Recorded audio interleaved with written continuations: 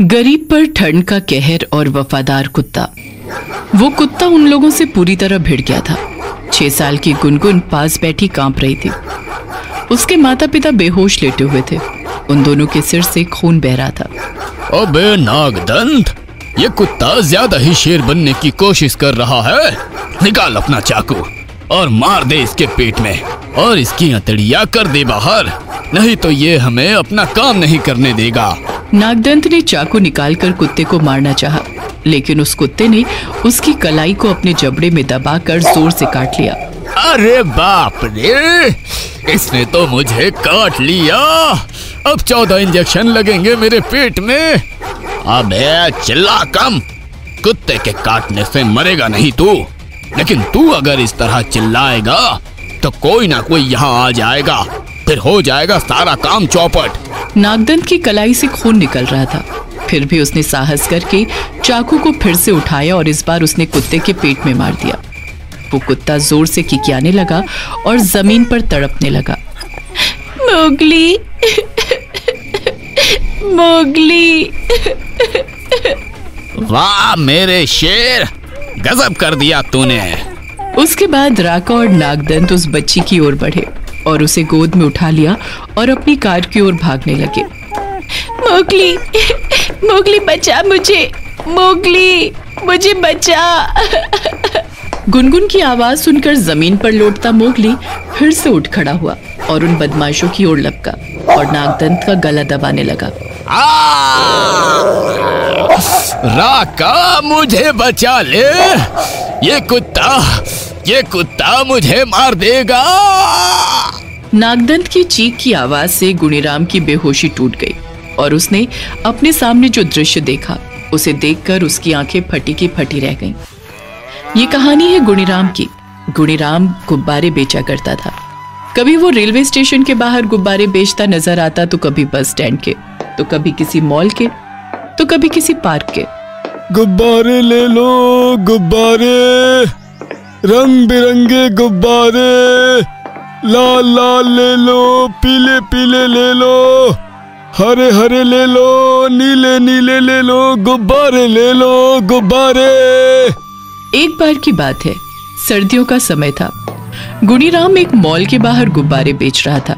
गुणीराम को गुब्बारे बेचते देखकर एक छोटा सा बच्चा जो अभी अभी अपनी माँ के साथ मॉल से निकला था और अपनी बड़ी सी कार की ओर बढ़ रहा था, उसके गुब्बारे देखकर उन्हें खरीदने की जिद अपनी मम्मी से करने लगता है। मम्मा मम्मा, मुझे गुब्बारे दिला दो ना, वो रेड वाले और येलो वाले भी और ग्रीन वाले भी। अरे इतने सारे गुब्बारों का क्या करेगा, कोई एक ले ले। नहीं मम्मा, मुझे तो सारे चाहिए, नहीं तो मैं बर्थडे पर अपना केक नहीं काटूंगा। ओके बाबा, दिला देती हूँ, बड़ा ही जिद्दी है तू। वो औरत अपने बेटे को गुणीराम के पास ले गई। भैया कैसे दिए गुब्बारे? 5 का 1 है मैम साहब। 5 का 1? सुनो, मुझे सारे गुब्बारे चाहिए। सारे? हाँ, सारे बेचने के लिए ही है ना? जी मैम साहब, है तो बेचने के लिए ही।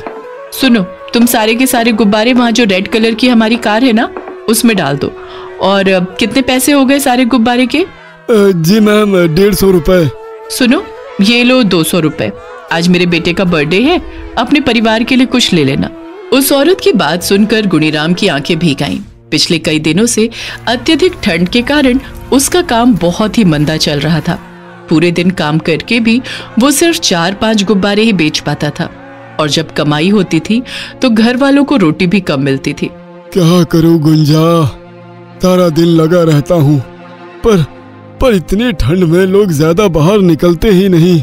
गुनगुन को तो 1 रोटी खिला दी है, 1 रोटी और बची है और आटा तो बिल्कुल खत्म हो गया आज। आटा? सुनो ना, मेरे तो पेट में दर्द है, तुम खा लो ना। गरीब का जीवन ऐसा ही होता है, कभी पेट में रोटी तो कभी सपनों में रोटी। लेकिन आज गुणीराम बहुत खुश था। उसने थोड़ा आटा, थोड़ा चावल, नमक, आलू सब खरीद लिया था। और हाँ, आज उसने गुनगुन की पसंदीदा चीज भी रास्ते से ले ली थी। भाई कैसे दिए जलेबी? गरम तो है जलेबी ना? हाँ हाँ बिल्कुल गरम है भाई, खा के देख लो। नहीं नहीं, खाना नहीं है।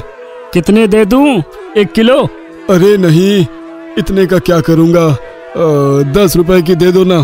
गुणीराम की बात सुनकर जलेबी वाले ने अपना मुंह बना लिया, लेकिन जब वही जलेबी लेकर वो अपने घर पहुंचा तो उसकी छोटी बेटी गुनगुन के चेहरे पर लंबी सी मुस्कान आ गई।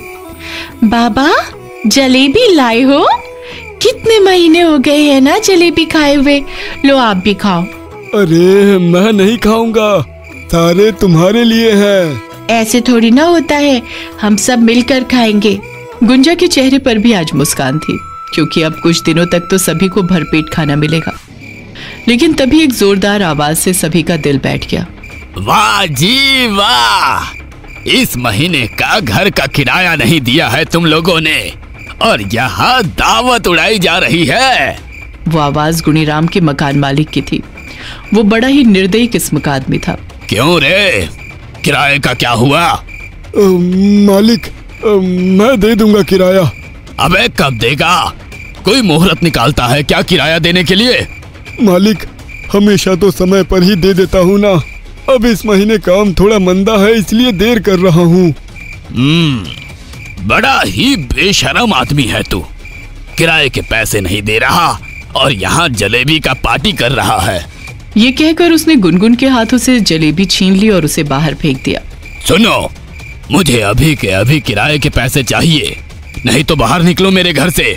मेरा घर कोई धर्मशाला नहीं है और ना ही मैं कोई धर्मात्मा जो मुफ्त में तुम्हें रहने दूं। ऐसा मत करिए मालिक, इस समय कहाँ से लाऊंगा मैं पैसे? मुझे क्या पता कहाँ से लाएगा, अपनी किडनी बेच या खुद को बेच, मुझे तो मेरे पैसे अभी के अभी चाहिए। लेकिन उस निर्दयी ने गुणीराम की एक नहीं सुनी और उस कड़ाके की ठंड में गुणीराम को उसके परिवार समेत बाहर निकाल दिया। जरा भी दया नहीं की उसने। अरे हमारी नहीं, हमारी बच्ची की तो सोचता। गुंजा, ये दुनिया पैसों की है, लोग पैसों के लिए ही सोचते हैं, पैसे से बड़ा कुछ नहीं। पर अब हम जाएंगे कहाँ? कहाँ? अरे इतनी बड़ी दुनिया बनाई है भगवान ने, कहीं तो हमारा ठिकाना होगा ही। भटकते भटकते रात के 2 बज गए थे। ठंड से सभी का बुरा हाल था। तभी उनकी नजर सड़क किनारे पड़े एक सीमेंट के पाइप की ओर गई। गुंजा, ये ले, मिल गई हमारे रहने की जगह, अब हम यहीं रहेंगे। वे उस पाइप के पास पहुंचे तो देखा कि वहां पर एक कुत्ता बैठा हुआ था। लेकिन जैसे ही वो पाइप के पास खड़े हुए, वो कुत्ता बाहर निकल आया और अपनी पूंछ हिलाने लगा। गुनगुन उसे पुचकारने लगी। देख रही है गुंजा इस कुत्ते को? हमें देखकर ये बाहर निकल आया और ऐसा लग रहा है कि ये हमसे कह रहा है कि आप लोग इस सर्दी में कहाँ जाएंगे, यहीं रहिए। कड़ाके की सर्दी में वे सभी उसी पाइप के अंदर सो गए। वो कुत्ता जिसका नाम उन्होंने मोगली रखा, उसे भी अपने साथ उन्होंने पाइप में सुला लिया। जानवर और इंसान के बीच का प्यार, ये बड़ा ही अनोखा दृश्य था। उस दिन के बाद तो मोगली उस परिवार का ही सदस्य हो गया। गुनगुन तो उसके बिना रह ही नहीं पाती थी और मोगली भी गुनगुन के साथ खूब मस्ती करता। जानते हैं जी, आप तो काम पर चले जाते हैं, लेकिन हमारा ये मोगली किसी रक्षक की तरह सारा दिन इस पाइप के आसपास मंडराते रहता है। अगर कोई इधर आने की कोशिश करता है तो ये उसे भौंक कर भगा देता है। पता है, आज मैंने देखा कुछ बदमाश से दिखने वाले लोग इधर घूम रहे हैं। मोगली ने उन्हें दूर तक दौड़ा दिया। अपनी गुनगुनिया तो सारा दिन इसके साथ ही मस्ती करती रहती है। अच्छा है ना गुंजा, पता है हम लोग यहाँ रहते तो हैं, लेकिन ये जगह सुरक्षित तो नहीं है ना। लेकिन क्या करें, कोई चारा भी नहीं है। जानती हो, सारा दिन मैं गुब्बारे बेचते बेचते तुम्ही लोगों के बारे में सोचता रहता हूँ। सब ठीक तो होगा ना? अच्छी, आप चिंता मत किया करिए, मोगली है ना। वो लोग भी मोगली का बहुत ध्यान रखते थे। एक बार की बात है, मोगली को किसी ने पत्थर मार दिया तो वो बेचारा गंभीर रूप से घायल हो गया। उसके पैरों से बहुत खून बहने लगा। गुनगुन ने ये देखा तो तुरंत अपनी फ्रॉक का एक टुकड़ा फाड़कर उसके घाव पर बांध दिया। तुझे मना किया था ना उस ओर नहीं जाने के लिए, फिर तू क्यों गया? तुझे बिल्कुल भी मेरी फिक्र नहीं है। जा, मैं तुझसे बात नहीं करूंगी। ये कहकर गुनगुन ने मोगली के ऊपर अपना झूठा गुस्सा दिखाया तो उसकी आंखों में भी आंसू आ गए और वो उसकी तरफ देखकर भौंकने लगा। ऐसा लगा कि वो उसे मनाने की कोशिश कर रहा है।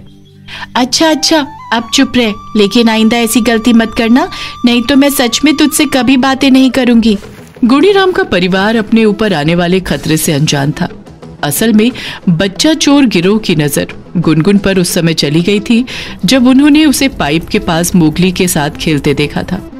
कुछ दिन उस पर नजर रखने के बाद उन्हें पता लग गया था कि गुनगुन वहीं उस पाइप में अपने परिवार के साथ रहती है। देख रहा का, इस बच्ची को यहाँ से उठाने में ज्यादा रिस्क नहीं है, क्योंकि इस और ज्यादा लोग तो आते नहीं हैं। वो तो ठीक है, पर इस कुत्ते का क्या करेंगे? अबे कुत्ते से क्या डरना, वो कुत्ता है, कोई शेर थोड़ी है। तो उस दिन जान हथेली पर लेकर भागे क्यों थे जब उसने दौड़ाया था तुम्हें? वो तो मैंने उसे पत्थर मार कर रोक लिया, नहीं तो वो तुझे छोड़ता नहीं। नागदंत और राकाज पूरी तैयारी के साथ गुनगुन को किडनैप करने के उद्देश्य से आए थे। उन्होंने गुणीराम और गुंजा के सिर पर चोट मारकर उन्हें तो बेहोश कर दिया था, लेकिन मोगली उनसे भिड़ गया था। होश में आने के बाद मोगली की वैसी हालत देखकर गुणीराम गुस्से में भर गया और उसने एक डंडे से गुंडों की पिटाई शुरू कर दी। बाबा मारो मारो, इन्हें खूब मारो, इसने मोगली के पेट पे चाकू मार दिया और ये मुझे अपने साथ ले जा रहे थे। गुंजा की बेहोशी भी तब तक टूट गई थी। उसने चिल्ला चिल्ला कर लोगों को वहां इकट्ठा कर लिया। थोड़ी देर बाद पुलिस आई। पुलिस ने जैसे ही उन्हें देखा वे उन्हें पहचान गए, क्योंकि उन्हें भी उन बच्चा चोरों की तलाश थी।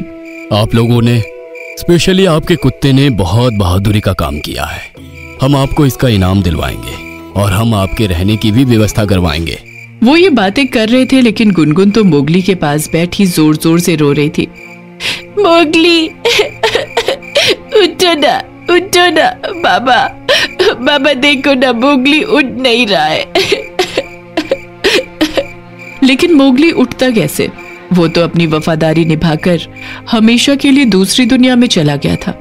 उस दुनिया में जहां नफरत की कोई जगह नहीं है, जहां सिर्फ प्यार होता है।